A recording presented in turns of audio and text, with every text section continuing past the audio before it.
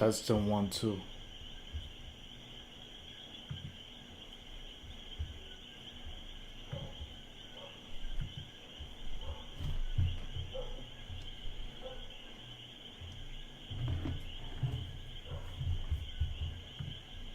Is this streaming? There we go. Yes, we are. All right, we're back. All right. By the way, people who came late to this, people who see the replay, they might not be able to see that part, because I'm gonna monetize this. I'm not gonna let them copyright it. The party, listening party, you can copyright that one if you want, but this review, I'm not letting people copyright it. Nope. I'm monetizing it. There's no way I'm not. So I'll cut this part after the stream. People who don't see it, that's on them. And maybe I might play the songs and just cut them off after the stream, because I'm not letting it not be monetized. Man, bro, I've been destroying this song. I've been destroying this one. This one's too good. When he's gone. Don't know how to start again. I'm about to show. This is my top. Alright. Should I record this or should I just leave this as a live? That's my question now. Because if I leave it as a live, I think I'll leave it as a live. I think I'll leave it as a live, man. I think so. Alright, here's what I'm gonna do. I'll leave the rating up. Here's what I'm gonna do. I'll start the video. I mean, if it's a live, you're just gonna see it, right? I don't have to start the video because I'm not gonna record it. So here's what I'm gonna do. I'm gonna put the text. I'll add a new text on the stream. Right off the fly. Add a new text. 1. Ooh, but the thing is, you can't. So if I see the 1, let me see what happens. Oh, you can see me typing. Okay. Okay. So let me switch to image. Take the screen off. Where's the image? Why isn't it showing the image from PND? Hold up. Something's off. What if I take myself off? It should show the image. Or am I tripping? Drake and PND. Or did I delete the image? What the hell? Something's off. Oh, because I took it off the... Now I know why. Alright, there we go. We're back. Put this, put the media source. We're back. Alright, so this is what I'm going to do. I'm going to go through the top 5 tracks. I'm going to type them. I could type them while I'm in the stream. Should be not that complicated, right? Unless I'm having a hard time here. Is there a way to lock each thing so I don't mistakenly hit? Doesn't seem like there is. There should be though. Oh, you can't lock it. Bruh, it's right there. The lock is right in the screen. So let me lock this. Let me lock the image. Let me lock the media source. I'm gonna lock the 9.5. This is the only thing I'm gonna change. So I should be good. The image is locked. Alright, let's open this here. Properties. There we go. There are save changes. Do you want to keep them? Isn't it properties where I could actually type? So discard. There we go. Alright, track number 1, 2, 3, 4, and 5. You see, this is why I thought about maybe recording it instead of doing it from the live. But hey, fuck it. So track 1, 2, 3, 4, and 5. Should I put this smaller so that people could see? I think so. Let me unlock this, put this smaller. There we go. Alright, I think we're good there. That looks better to me. Track number 1. You know what? I'm gonna put the tracks and you already know which one I'm putting here. CN Tower. I'm putting CN Tower. I'm gonna move them around, but I'm gonna put the ones that I already know are gonna be here. So Mothballs. Ridiculous. That's why I played it. Insane track. You're doing that thing again. The cleanest water. Mothballs. CN Tower. Oh, man, I know a lot of people might want me to put Nokia, but I don't have Nokia on my top 5. I'm glad people like it though. They're using it on TikTok a lot, but I don't have it on my top 5. So for number 3, and I'm gonna change these. I'm just putting them right now. So if you just came here, I'm just putting them right now. For number 3, let me see. Let me put Somebody Loves Me because I like that track a lot. Somebody. Why is it not on caps? Somebody Loves Me. Why does it look so big, the font? How do I change the font size? But it's just like... Can I small this here? Okay, that makes more sense. Somebody Loves Me. Let me think. I gotta put When I'm Gone. When He's Gone. I might put When He's Gone here. Tough. I might put When He's Gone here. When He's Gone. When He's Gone. Track number 5. Damn. So only got one more track. When He's Gone. Love that. Ah, no, I can't. I'm tripping. Pimmy's Dilemma. There's no way it's not on top 5. There's no way. Pimmy's Dilemma is up, actually. I'm not gonna put it at number 5. There's no way. Pimmy's Dilemma is higher. Pimmy's Dilemma might be number 1, bro. Fuck. Pimmy's Dilemma I'm putting at 2. I can't put a non-Drake track at number 1. That feels off to me. So I'm moving Mothballs here. Mothballs. And I'm gonna put Pimmy's Dilemma. I'm gonna put Pimmy's.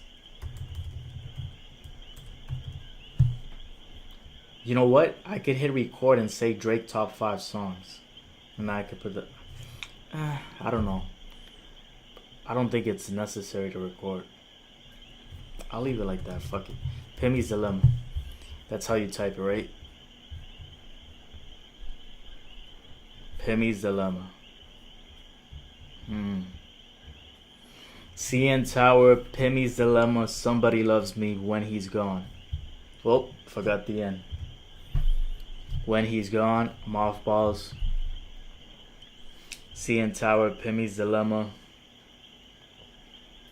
Somebody Loves Me. Jesus. To me though, I'm thinking... I like Die Trying. I like Die Trying. But I'm thinking, is that top 5 for me? I don't know. I'm not putting it over Pimmy's Dilemma.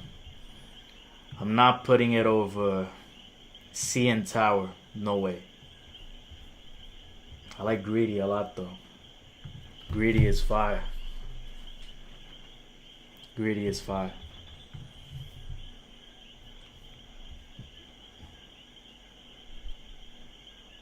Greedy is fire. Oh, man. But I can't put Greedy though. Over Somebody Loves Me, over CN Tower, over Pimmy's Dilemma, now over When He's Gone. Whoa, mate, hold up. Hold up though. Should I play Greedy? Is Greedy better than When He's Gone? Let me see. Oh, Greedy, I like that ending. Fuck. This might take over When He's Gone. This might take over When He's Gone. I'm not gonna kid. You know what? I'm gonna hit record just in case. Nah. Should I?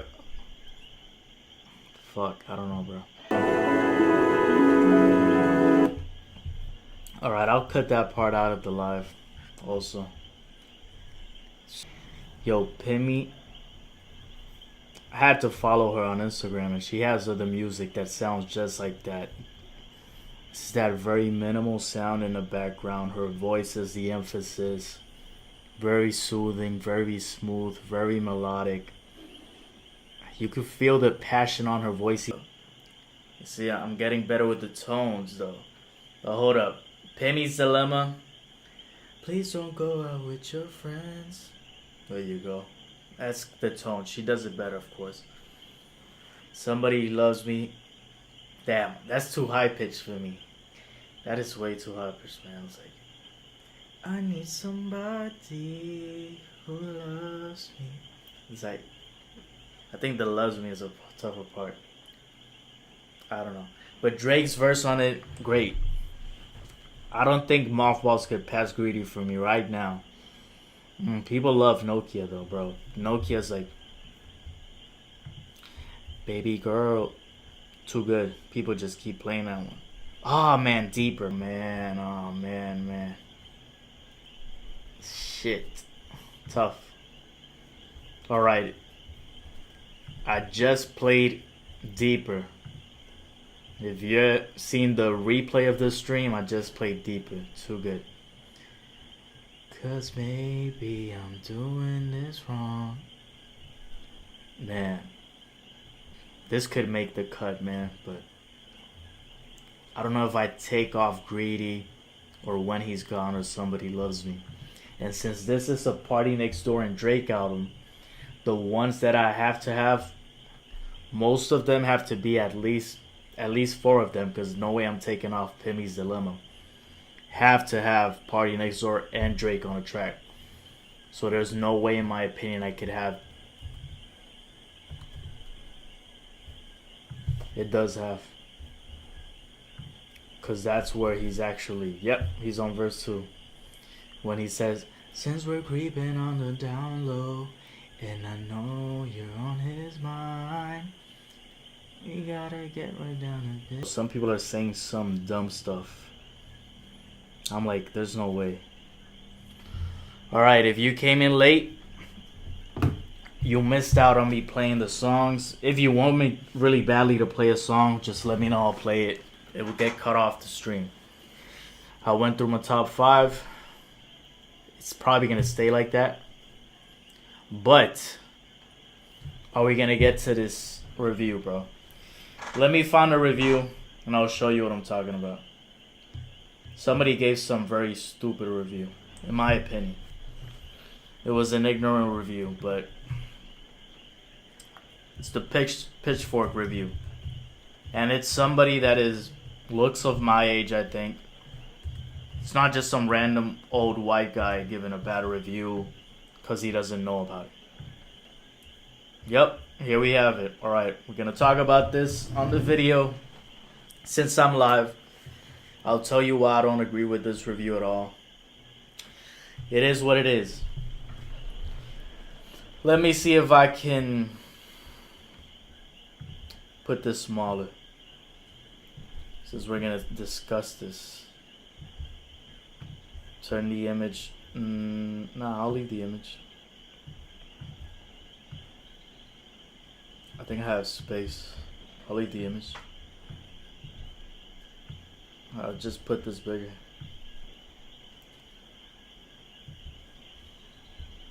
Actually, let's just put it bigger.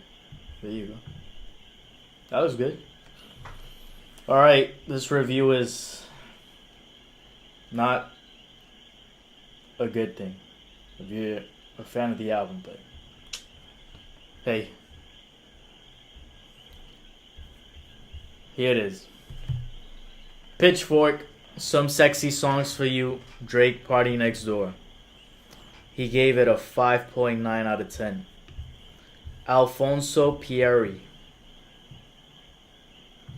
Can I click this and see the face? Wait, how does he not have a picture on? How does he never have a picture on Pitchfork?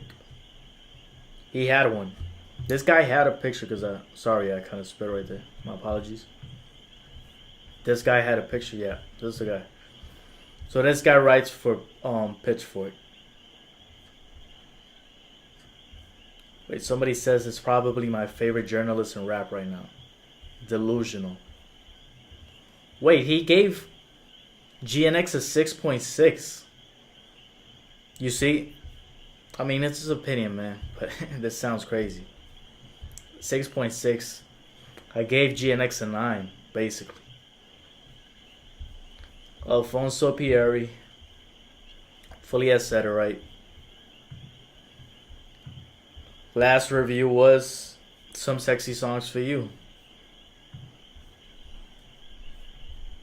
He gave it a 5.9, guys. Only a 5.9. Disappointing. Listen, if you agree with him, you could comment it. You guys know I don't have an issue as long as you guys keep it respectful. There's only like 2 people on the stream. Last time I did the listening party, it was like 14 at one point. Let me fix this here. Oh my god, he talks about Drake's ego and some other stuff. Alright, he says Some Sexy Songs for You is a desperate album. Bro, where? Hold up. The only reason I'm switching is because I see the comments here too. Where in this album does this sound desperate? This feels clickbaity to me. Some Sexy Songs for You is a desperate album from one of rap's most notorious narcissists. Holy shit. And then he says, oh, and Party Next Door is here too. Wow. What a way to diminish Party Next Door.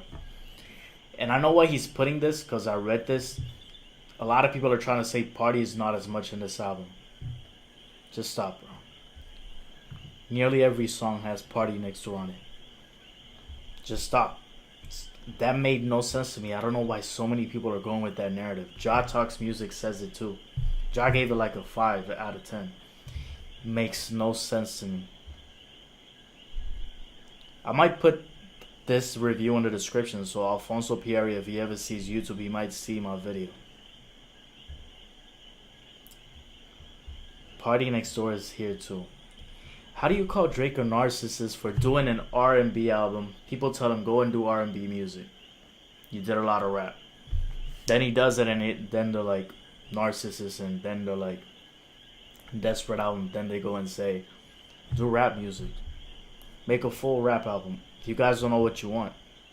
Or maybe it's just people saying one thing and the other because he has such a big audience. Getting ejected from the throne of hip hop's boys club. It's ridiculous, bro. Just that sentence sounds weird. Just that sentence alone sounds off. That made no sense. But okay.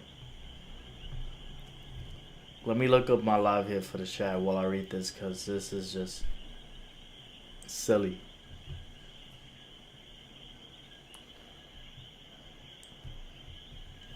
This doesn't count me as a view, right? I hope so. Why does it say that nobody okay, I was gonna say this chat is way off. How you gonna say getting ejected from the throne of hip hop's boys club? Who said Drake isn't hip hop no more? How you gonna say he's not on the hip hop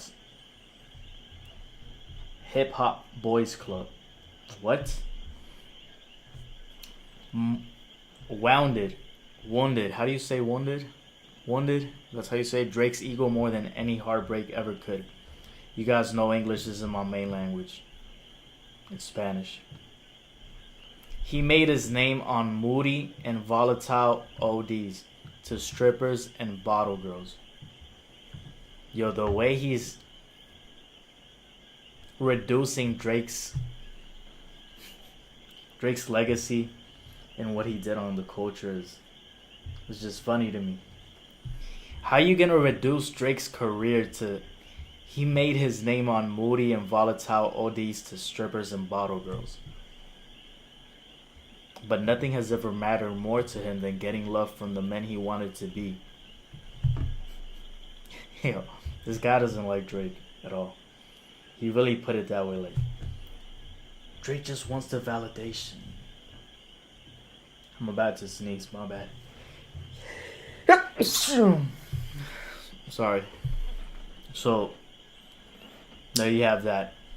Nothing has ever mattered more to him than getting love from the men he wanted to be. It was why his role as Lil Wayne's protege meant everything to him. It was why he torpedoed his debut album with wannabe Kanye songs. Alright, bro, this guy can't say anything positive about Drake. But hey, he actually... Look at the irony of this. It doesn't sound like he's saying something positive about Drake for his debut album. He says it was why he torpedoed his debut album with wannabe Kanye songs and used it as an excuse to rub shoulders. He says that with Jay-Z and T.I. and Jeezy. But the link he references is from somebody that works at the same place he works at and gave it an 8.4. Stop. Just stop. How you say that wannabe Kanye songs for Thank Me Later, but then the same guy you're referencing on your review for the same page on Pitchfork gives it an 8.4 and has not even an ounce of a similarity to what you said. Inspired by rap and R&B equal measures, Drake becomes the first post-Kanye emo rappers to fully deliver. For him, he fully delivers. You say it's wannabe Kanye tracks. You say it in a negative way. So which one is it? An excuse to rub shoulders with Jay-Z, T.I. and Jeezy. It's why he's getting laughed at. It was why getting laughed out of the room by Pusha T on Story of Adidon made his music so easily become mean and cynical. The romance was never really the point. Alright, hold up. Story of Adidon is fire. I was gonna say that part where he says, tick, tick, tick. That man is 666. And then he says 666. The way Pusha T did that, ridiculous. It's crazy that they made him take the song off. I've always wondered, did Drake really did that on Warsaw Hip Hop? Make them take the song off? Because that track had a lot of views on Warsaw Hip Hop. But, aside from that, I will say, Duppy Freestyle is amazing. I love it. I thought they were neck and neck. Drake should have kept responding because they were both neck and neck on that. But hey, he decided to let it go. So that's what it is. Now he says that's the case with Some Sexy Songs for You. It's the most R&B centric Drake project since So Far Gone, and the situations and situationships aren't that much different than they were in 2009. So he's trying to say Drake hasn't changed a lot since the last time he did an R&B centric Drake project. You know, the irony in this is Rolling Stone just recently said that Michael's worst track on Thriller is ironically the one that is most R&B. I was just listening to it. Rolling Stone, worst songs on great albums. Let me see if I can look it up. 50 terrible songs on great albums. They put the MJ song. These guys always want ads, bro. This shit's annoying. How do I turn this up?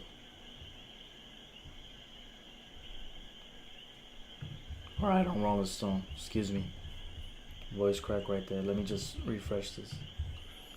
They're always with the ads. Let me just find the Michael track. That's the one I wanted to find.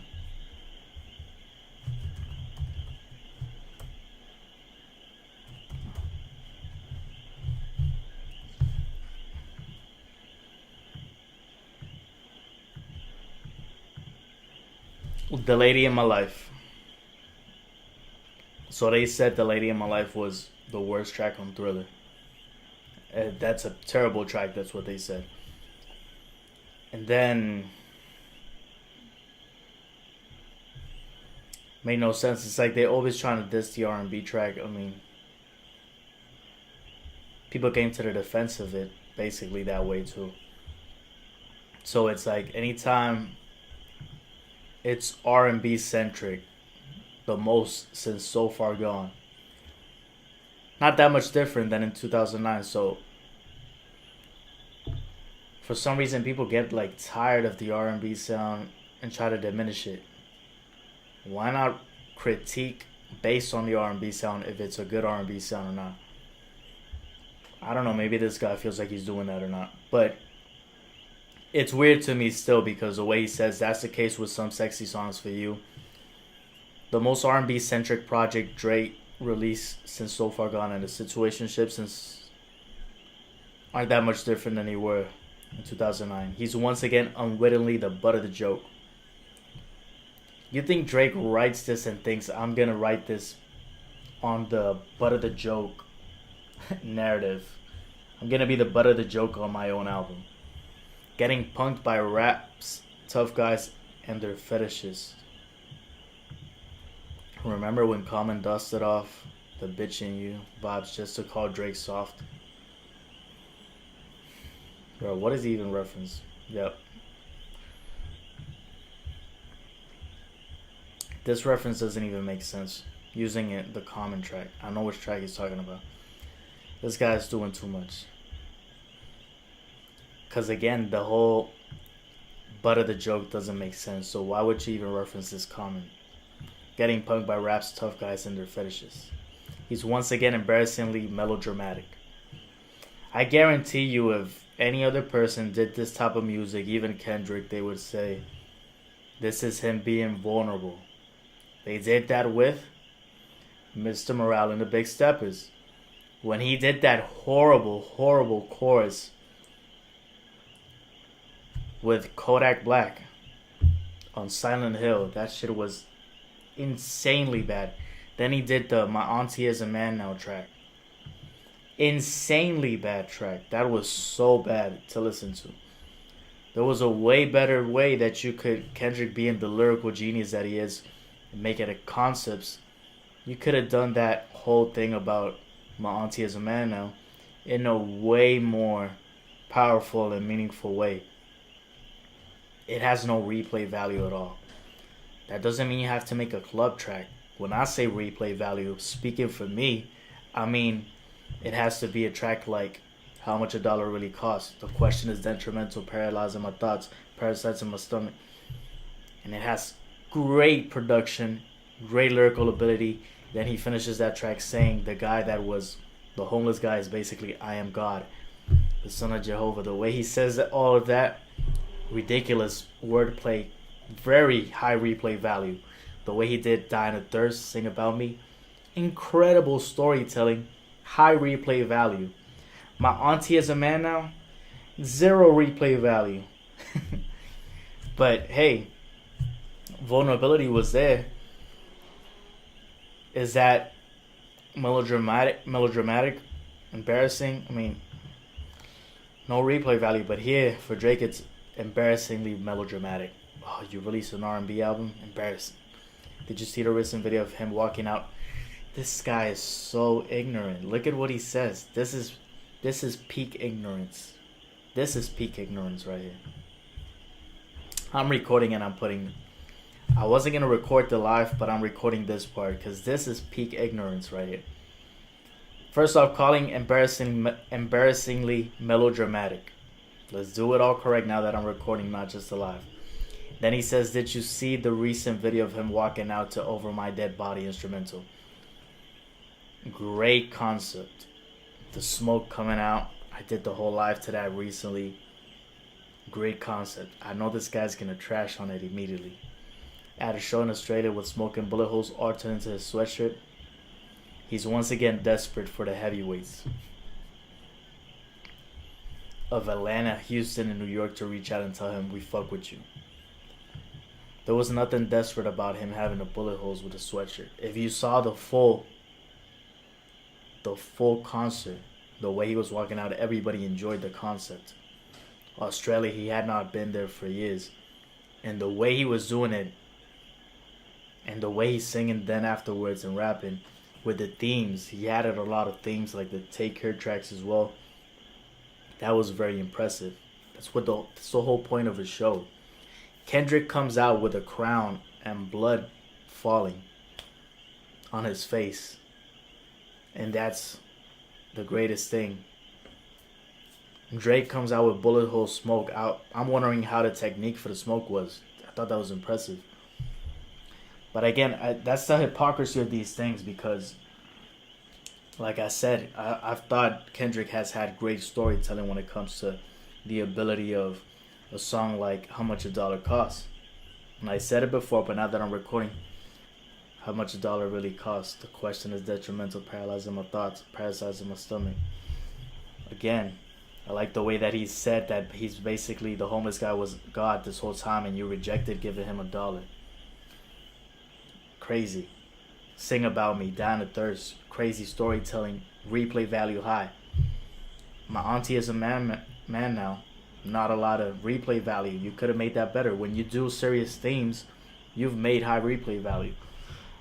But that sounds vulnerable. But when Drake gets vulnerable on his own style, his own way, it's embarrassingly melodramatic.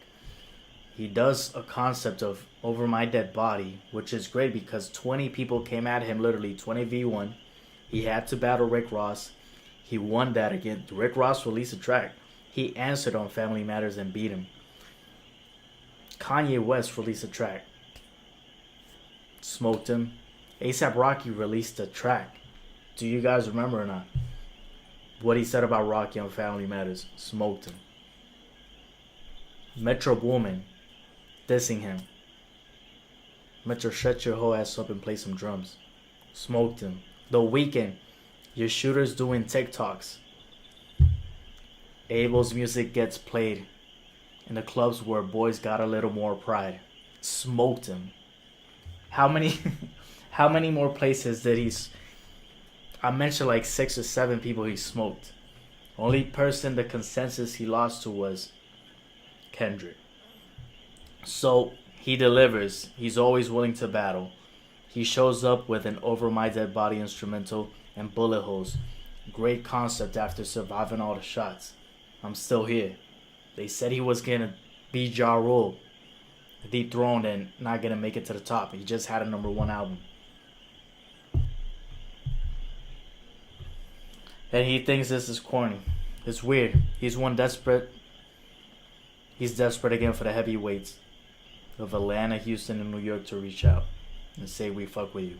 In his 20s, all of that made him sort of endearingly corny, real, and funny. Now, he can't just bring out the wintertime beats and the strip club soaking, the voicemail interludes, the Keith Sweat begging, and expect that suddenly everyone who once loved him will come running back.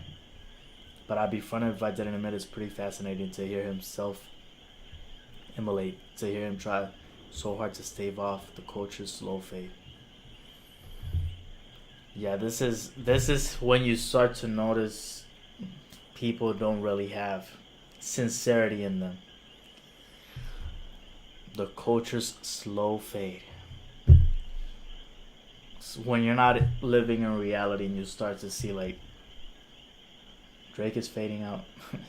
That's not the case. Some Sexy Songs for You is a desperate album from one of rap's most notorious narcissists. He's doing his best to act chill about it, but trust me, he's shaking like big pussy before he got whacked. What link is he putting in? Yeah, Sopranos. I was like, is he really making Sopranos reference? It's funny. Drake is not shaking at all. This is peak rage bait. Trust me, he's shaking. Trust me, I know Drake is shaking right now. Using stories of various romances as a buffer, Drake cries out to us to keep his dream of being ultra famous and powerful alive. Yo, read this sentence and think to yourself, does this make sense? Using stories of various romances as a buffer, Drake cries out to us to keep his dream of being ultra famous and powerful alive. Yo, that makes no sense. Drake is trying his hardest to be still ultra famous and powerful. Bruh, stop it. This article gets nowhere near the views that Drake's music is gonna get at all. His recent music from this album. #1 again. You played yourself just saying this. Thought I laid that shit out perfect, put it on the floor, put it on my son, I put it on the Lord. What else can I swear on, girl? There's nothing more. He sings over almost nothing but finger snaps on CN Tower. How could you not like CN Tower? This is just next level. It's like, this makes no sense. Is this guy even listening to R&B? This is great. And I'm a sucker for the pageantry, like the moment on Mothballs, when a woman's melancholic voice drops in with, I just hope that someday someone will love me, right as the beat mutates into a cloud of gloom. Drake is doing so much to get the world to pity him. To effectively cast himself as the victim, Drake weaponizes nostalgia from his peak sad boy era. There's the soulless pinning of Spider-Man Superman, which attempts to mask the fact by weaving in a sample to take care of the real her. A move that is so manipulative, it's off-putting. You got put off a sample. Then the slow eerie instrumentals, which are going for the synth tragedies of early 40, though he's nowhere to be found in the production credits. What is he going to say about Pimmy's Dilemma? The fluttering harp-like sound of Pimmy's Dilemma and stretched out fogginess of greedy feel like straight up mimicry. Drake doesn't even seem to be all that infatuated with the beats himself, constantly opting for restless switch-ups that evoke the feeling of a used car salesman trying to get you to buy anything. Does he have top tracks on this review?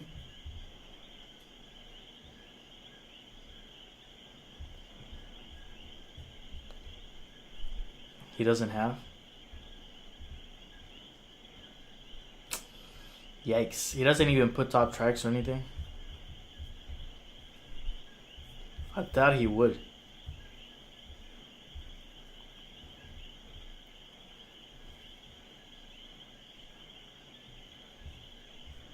Yeah, this, yikes. I was gonna say yikes and then I said yeah. So, yeah, yikes. Like, this sounds just off. This review is pretty bad. I didn't remember if he had, last time I read it, top tracks or not. Just the fact that he doesn't like Pimmy's Dilemma is like, we're just not in the same vibe at all. Not even really wanting to read this back. Makes no sense to me. I'll stop the recording here. You can see the level of ignorance from this review. Go read it yourself. That made no sense. Made no sense at all. But hey, if he sees this video and you want to keep in touch, I've read your whole review just in case you see this video. I just don't want to read it all over again on the video here. Because I think it's that bad. So, I thought you had top tracks. I could have sworn I saw another review had the top tracks. But I remember reading this Pitchfork one, then I read another one that gave it like a so-so review. Of course, I heard the reviews on podcasts like Rory and Mal and Joe Budden. You already know Joe Budden said it was good, not great, but it was good. He just wanted more Party Next Door. But yeah, that Pitchfork review is just weird to me. Oh, and the Jaw Talks Music. That's the review I saw with the tracks. He put Nokia. He did one too. We could look that one up. He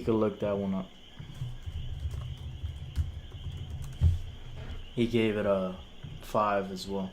That's what the review is remembering right now.